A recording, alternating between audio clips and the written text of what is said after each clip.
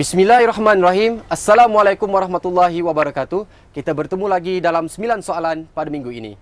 Bagi jurutera ini, Jamalulail Ismail, pengembaraan adalah satu universiti terbaik untuk menimba pengalaman, ilmu pengetahuan, menyaksikan sendiri situasi dan pemandangan di depan mata, di samping untuk mendekatkan diri dan jiwa kepada Allah Subhanahu Wa Taala.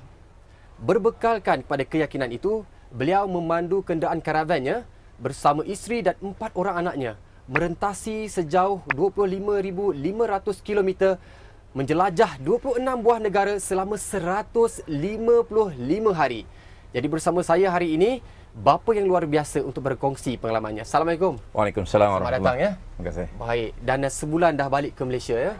Dan pastinya pengalaman untuk memandu ataupun menjelajah bersama keluarga sejauh 25,500 km ini masih segar dalam hati Cik Jamal sendiri. Kalaulah kita simpulkan perjalanan ini yang cukup luar biasa, boleh tak Cik Jamal kongsikan secara ringkasnya perjalanan ini?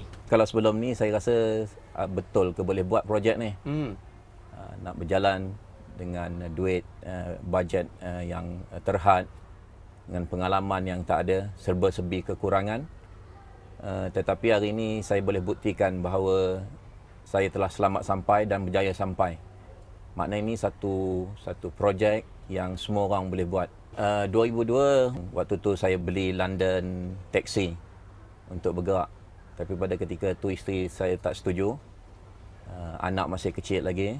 Jadi kami batalkan, tangguhkan niat ni dulu. Sehingga tahun lepas untuk memohon, tapi cuti tak dapat. Dan kita akhirnya pada bulan Julai yang lepas kami bertolak. Bukan cuti lah dan berhenti terus ya? Berhenti terus. Asalnya nak bercuti, balik ke Malaysia dan patah balik ke UK. Sebab memang majikan di tempat saya bekerja, dia ada satu cuti dia panggil sabbatical leave, yang kita boleh memohon sehingga 1 tahun cuti tanpa gaji. Tapi oleh kerana syarikat agak sibuk, jadi saya punya pengurus kata boleh tak tangguh ke tahun 2013. Sampai 2013 dia kata boleh tak tangguh 2014. Jadi tapi saya dah maklumkan dia.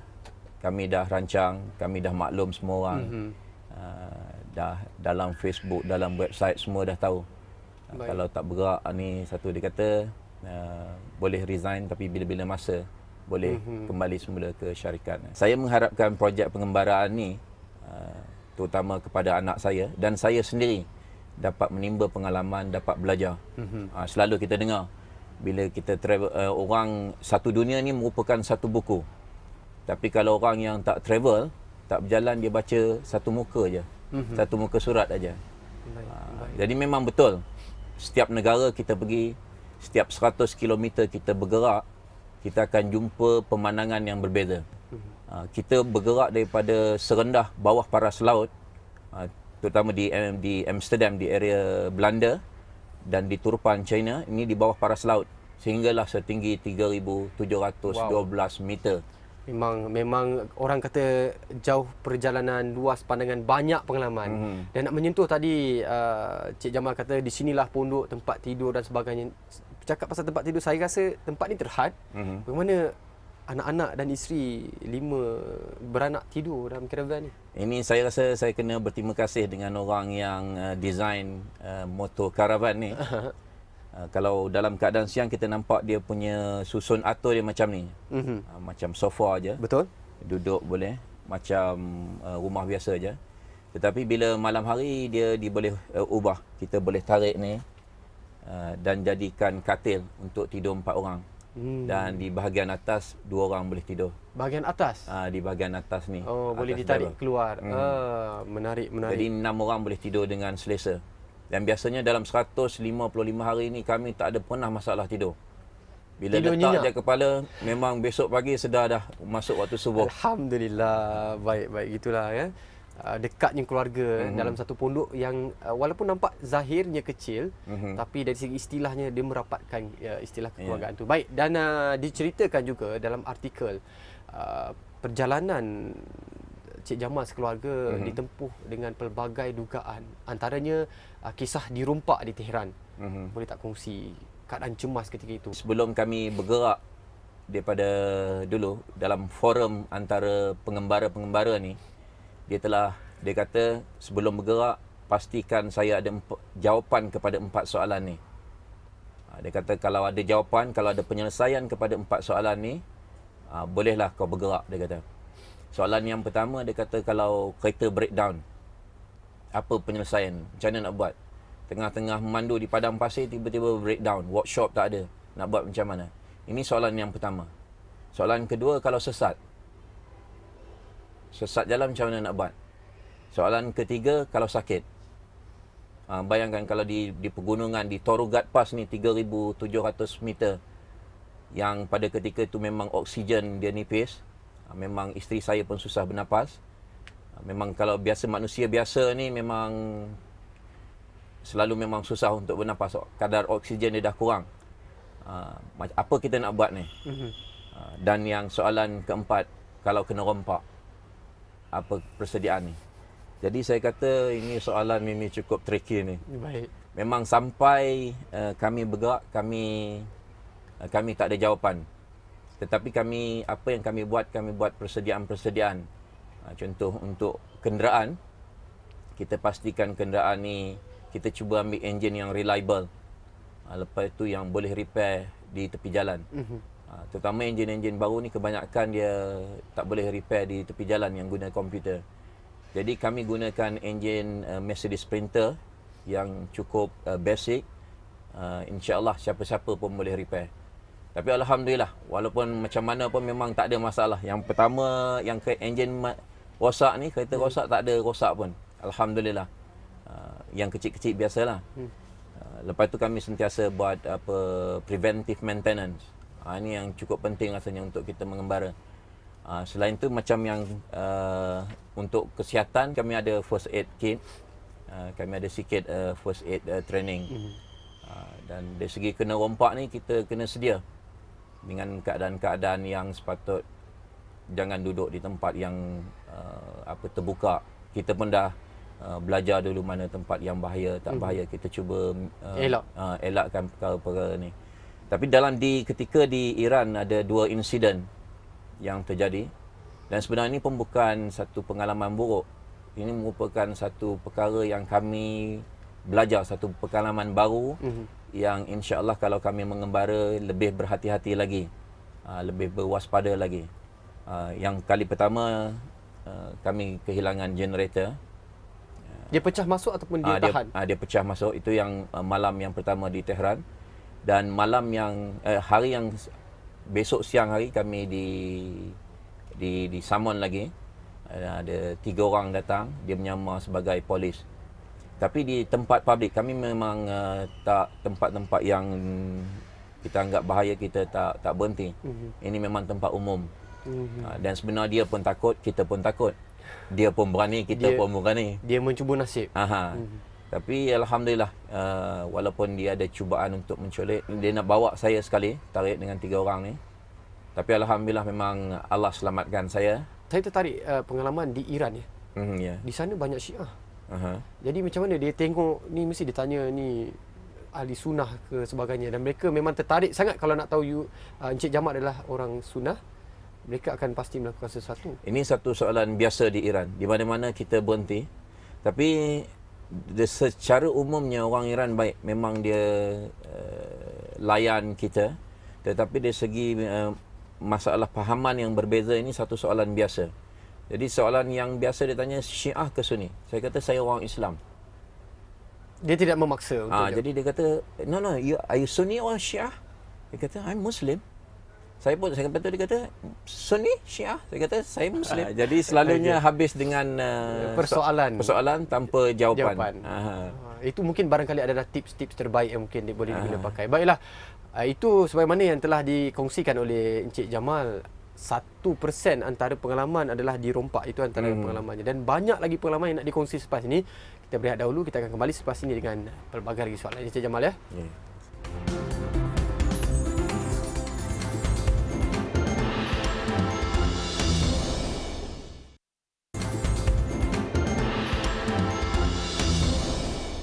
Terima kasih kerana masih lagi bersama kami. Dan tadi Encik Jamal ada mengatakan bahawasanya pengembaraan ini banyak sangat memberi pelajaran atau pengalaman buat Encik Jamal sekeluarga. Dan pastinya contohlah saya nak tahu apakah pengalaman-pengalaman yang Cik Jamal boleh kongsi? Misalnya, sebelum memasuki satu negara, Cik Jamal mesti ada dah buat ulang kaji, baca dulu negara ni macam mana, prosedur-prosedur dia macam mana, apa birokrasinya, apa cabarannya. Boleh tak Cik Jamal kongsikan dari segi apa yang Cik Jamal baca dengan apa yang berlaku secara realitinya berbeza? Negara mana yang macam tu? Banyak di sebelah Eropah Timur orang kata negara ni bahaya. Contohnya? Di Bulgaria, contohnya di Albania. Satu orang pesan kami, kalau di jalan-jalan, orang tahan jangan berhenti, kecuali polis saja. Tapi bila kita sampai, di sana kita dilayan baik. Berhenti masing-masing, jumpa, bersembang kita. Dan bagi orang Islam pula, satu yang menariknya, setiap kita berjalan ni ada masjid, ada orang Islam. Dan sifat orang Islam di negara-negara yang kita pergi ni, dia sentiasa hormat, dia rasa bertanggungjawab untuk musafir. Contoh macam kami di Turki, kami sampai di Ankara satu petang tu, tiba-tiba di motor karavan kami kena ketuk. Satu orang datang, jemput datang makan. Bila dia tahu kami ni musafir. Jadi kami kata, kami besok ada appointment awal pagi, kami pun dah makan. Jadi kata, besok appointment pukul berapa? Kami kata pukul 8. Tak apa, pukul 6 pagi dia datang. Jadi pukul 6 dia ketuk lagi datang, bawa ke rumah, makan pagi bersama-sama. Turki ni kalau orang biasa pergi Turki memang dia punya breakfast cukup special. Lepas tu tak cukup tu lagi bagi hadiah bawa untuk sama-sama yang kita pergi. Ini boleh di setiap tempat kita pergi memang kita terima layanan. Satu minggu yang pertama kita pergi daripada keluar rumah tu, setiap malam ni memang kami tak pernah masak. Memang ada menerima jemputan. Rezeki Allah Ta'ala sentiasa tak putuskan rezeki tu. Mungkin barangkali doa Cik Jamal sekeluarga sentiasa didengari, alhamdulillah. Dan ada juga Cik Jamal berkongsi bahawasanya dalam permulaan perjalanan ada macam-macam dugaan yang ditempuh. Antaranya anak-anak kata ini bukanlah satu keputusan yang baik dan mengatakan ini adalah hukuman kepada mereka. Penyiksaan mental, zahir dan batin sebagainya. Jadi tapi yang peliknya bila dah sampai sini ada juga anak-anak yang kata dekat Cik Jamal, "Bapa, apa kata kita pergi ke Afrika Selatan pula?" Dan jadi berbeza. Jadi apa yang berlaku sebenarnya dan kenapa anak-anak kata ini sebagai satu hukuman dan kenapa di akhir bila sampai di Malaysia mereka ada pandangan yang berbeza? Bila waktu pergi, anak saya terpaksa tinggalkan keadaan hidup biasa mereka. Hidup yang selesa. Kami mula bergerak pada bulan Ramadan. Pada ketika tu puasa di Europe adalah 19 jam. Dengan fenomena El Nino kalau tak silap saya, suhu panas. Dan motor karavan kami pun tak ada aircon. Jadi dengan terkurung 6 orang duduk dalam yang berapa meter ni saja ni, luas ni je lah, kami tu duduk dalam ini dengan panas dia, dengan berpuasa. Ini dia rasa macam satu penyiksaan. Allahuakbar. Tetapi bila dah mula bergerak dan dia jumpa berbagai orang, dia dapat berkenal macam-macam orang, jumpa macam-macam makanan, tengok pemandangan yang berbeza-beza. Ini merupakan satu reward, satu anugerah yang mereka rasa mereka terima dalam perjalanan ni. Sebab tu bila dah mula masuk negara-negara penghujung, dia kata, bagus lagi ni kalau sambung. Baik, dan pastinya mereka tak dapat lupakan. Saya pun terbayang-bayang kalau lah saya dah diberi peluang duduk dalam kenaan karavan ni. Saya terbayang-bayang kalau lah saya diberi peluang mengembara bersama Cik Jamal kan. Manalah tahu, insya-Allah. Memang menarik lah kan. Baik, jadi apakah sebenarnya pelajaran yang Cik Jamal sekeluarga boleh kupaskan dari segi pengembaraan ini? Ada tak anak-anak bagi tahu, ayah saya sepanjang perjalanan ni ia membuka saya pengalaman atau pandangan saya terhadap isu-isu berkenaan. Isteri pula macam mana? Satu lagi, yang pertama saya rasa dia hubungan dalam satu keluarga. Bila kita bergerak sekali ni, banyak sifat-sifat semula jadi keluar. Macam contoh saya, orang kampung kata panas baran. Jadi sifat-sifatnya akan keluar. Yang sebelum ni tak pernah jumpa dalam kehidupan. Biasa saya pergi kerja, balik kerja. Malam sembang sikit dengan anak, lepas tu masuk tidur. Tetapi bila kita berjalan ni, kita 24 jam dalam kawasan yang terkurung ni, kita duduk sekali. Dan kita mula faham sifat masing-masing ni. Bagi saya memang dilatih untuk jadi engineer. Apa benda kena, contoh nak letak barang-barang ni, kita kena letak tempat yang khas. Contoh spana nombor 9 letak di sini, spana nombor 8 letak tang sini. Tapi kalau anak-anak saya guna, kadang dia ambil sini letak sana. Jadi sat lagi bila saya nak guna, tak jumpa lagi tempat tu. Itu yang menaikkan darah tu. Itu yang kita Allah. anggap. Satu bagi saya yang saya nampak, saya rasa saya sekarang lebih faham dengan berbanding dengan sebelum ni, dengan anak-anak. Sebelum ni saya lebih macam komando. Kira bagi arahan aja. Sekarang saya faham, walaupun ada 4 orang anak, dia punya karakter berbeza. 4 yang berbeza. Masing-masing ada minat yang sama. Dengan isteri ni sebelum ni, rasa ini pun paling lama. Sebelum ni dia kata banyak yang sibuk nak sedia beg untuk masuk kapal terbang, keluar kapal terbang aja. Tapi sekarang kena belajar. Saya pun kena belajar banyak benda-benda yang lain. Kemas rumah pun saya kena belajar juga. Sebab bila dalam keadaan lepas masak ni, kita tak boleh tinggalkan saja. Bukan kat rumah lepas masak boleh tinggal, kita boleh relax apa ni. Jadi ni lepas masak kita barang-barang, periuk-periuk kita kena simpan. Sebab lepas ni kita bergerak, kenderaan bergoyang. Kalau tak simpan habis berterabur semua. Satu perkongsian yang cukup menarik, cukup manis, ada pahit kelatnya dan dikongsi oleh Cik Jamal, dan saya nak cungkil lagi macam-macam lagi pengalaman Cik Jamal bersama keluarganya, dan kita berehat dululah. Kita jumpa lagi lepas ni, Cik Jamal.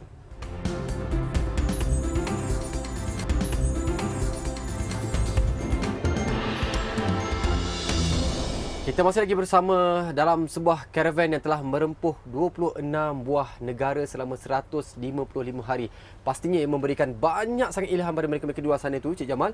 Kalau nak mengembara macam Cik Jamal ni, apakah agaknya persediaan yang diperlukan? Contohnya dari segi kewangannya, visanya. Macam tadi Cik Jamal kata ada plan A, plan B sampai ke plan D. Apakah yang perlu dilakukan ataupun dirancangkan? Yang tu dari segi persediaan route kita. Ke mana kita nak pergi, negara mana yang kita nak lalu. Sebab setiap negara dia punya prosedur birokratik yang berbeza-beza. Ada dia punya kehendak dia sendiri. Itu dari segi route dia. Ada segi persediaan teknikal, macam saya memang banyak tumpukan dari segi persediaan teknikal. Dari segi kenderaan ini. Macam dalam kenderaan ini dari segi heating system dia, charging system dia. Itu dari segi teknikal. Lepas itu dari segi birokratik. Yang kita nak visa di negara mana yang kita perlu visa. Dan dalam pengembaraan ni, apa yang saya rasa bersyukur sangat ialah bersyukur sebagai orang Malaysia. Kenapa tu? Sebab dengan pasport Malaysia, dalam 27 negara kita pergi ni, cuma 3 negara je yang perlu visa. Dan kebanyakan negara lain ni tak perlu visa. Kita masuk je, cop jalan terus saja. Berbeza dengan pasport-pasport yang lain. Walaupun macam pasport daripada negara yang kita nampak negara maju sekalipun, ada banyak negara gak dia yang susah. Contoh macam nak masuk Iran. Bagi kita masuk Iran tak perlu visa. Mudah saja untuk kita masuk Iran. Lepas tu yang maknanya 3 negara je yang perlu visa bagi kita dengan pasport Malaysia. Tetapi dalam prosedur lain untuk bawa kebenaran masuk kenderaan asing ke dalam satu negara.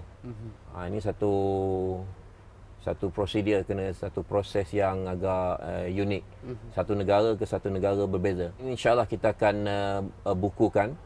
Kita akan buat travel manual yang insyaAllah kita akan terbitkan dan kita akan kongsikan bersama. Kita juga akan pergi selepas ini akan berkongsi pergi menghadiri talk daripada satu tempat ke satu tempat dalam Malaysia. Baik. Jadi difahamkan juga sepanjang perjalanan 155 hari ini dirakamkan di dalam kamera video ni. Pastinya ada banyak kenangan-kenangan manis yang tersemat dalam penggambaran ni. Boleh tak kongsikan bagaimana atau antara kenangan manis secara peribadinya oleh dari Encik Jamal sendiri, barangkali dengan isteri, barangkali inilah bulan madu yang dinanti-nantikan selama ini kan. Misalnya, boleh tak Cik Jamal kongsi? Ya, memang sampai di Bukit Kayu Hitam selepas 155 hari, kita dah rakamkan lebih kurang 180 GB. Dan di setiap negara yang kita sampai, kita akan cuba rakamkan dia punya scenery, apa yang berbeza, pakaian orang tempatan, makanan orang tempatan, kita videokan apa ni. Dan termasuklah apa yang kita buat aktiviti dekat dalam ni. Macam mana, sebab kita berhajat kot-kot sampai Malaysia nanti boleh, perkara ni boleh kita kongsikan kepada dengan orang lain. Lebih-lebih lagi sebagai Muslim, macam mana kita nak semayang, macam mana kita nak bertemu dengan orang yang berbeza, pahaman yang berbeza apa semua, kita ada rakamkan. Dan selain daripada handycam ni, kita juga ada kamera, 2-3 kamera. Setiap anak saya ada kamera, yang termasuk yang kecil, dia pergunakan phone. Dia pun dia kata nak jadi apa, Ibni Battuta. Allah. Dia nak cuba buat foto jurnal daripada gambar yang dia ambil sepanjang perjalanan tu. Tu perancangan karavan dan bersama keluarga ni, apa yang ada di fikiran Encik Jamal sekarang? Nak balik ke England ke? Nak berempuh balik 25,500 sekali lagi ke? Sebelum ni kami dah pakat, lepas ni insya-Allah kami akan buat road tour. Akan kongsi pengalaman, terutama dengan rakyat Malaysia, dengan masyarakat Malaysia ni.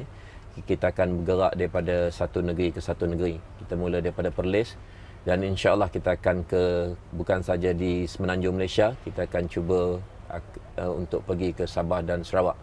Tapi bergantung kepada modal pembiayaan kita. Sebab ni mungkin dalam tempoh ni kami akan cari tajaan. Masih lagi mencari? Masih cari lagi tajaan. Dan kalau siapa-siapa ada berminat untuk menaja, boleh menghubungi kami menerusi email byroadtomalaysia@gmail.com, atau juga boleh menerusi Facebook yang kita kata By Road to Malaysia.